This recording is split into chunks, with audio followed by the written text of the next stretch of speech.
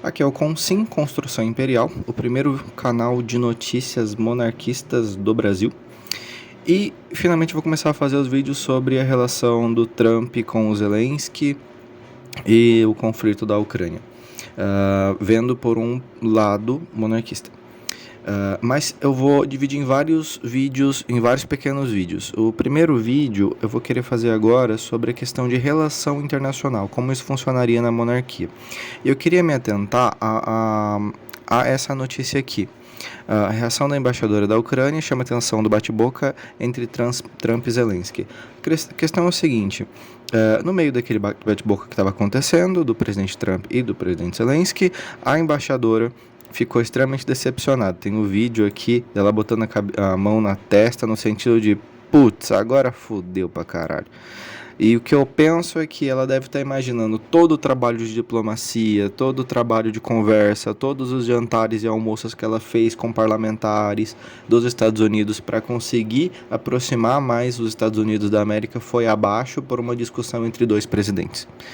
E principalmente pelo Trump, que foi reeleito há poucos meses, que assumiu a presidência há poucos meses.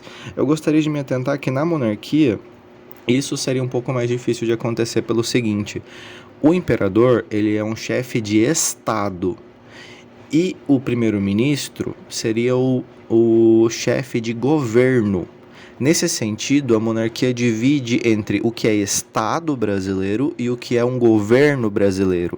Na seguinte questão, a gente vai aumentar ou diminuir as escolas públicas brasileiras? Essa é uma atitude de governo. A gente vai aumentar ou diminuir o nosso investimento no SUS? Se aumentar, vai ter que aumentar o imposto.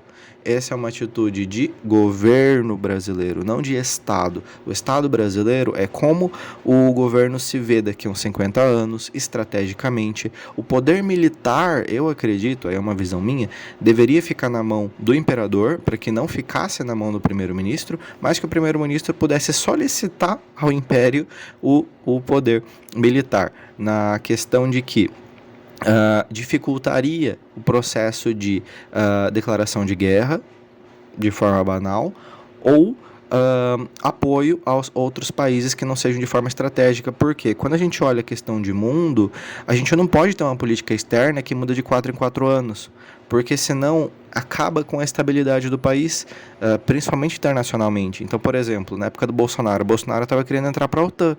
Como que o Bolsonaro está querendo entrar para a OTAN e logo em seguida, depois o Lula já não quer mais entrar para a OTAN? E da mesma forma a OCDE. Bolsonaro quer entrar para a OCDE. É uma questão de Estado brasileiro. De repente, muda de governo e não quer mais.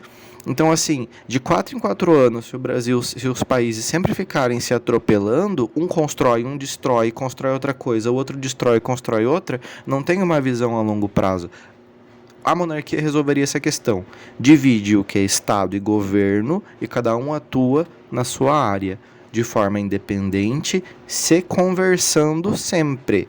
Então, uma relação como essa já não seria uma conversa que aconteceria com o governo brasileiro, seria com o Estado.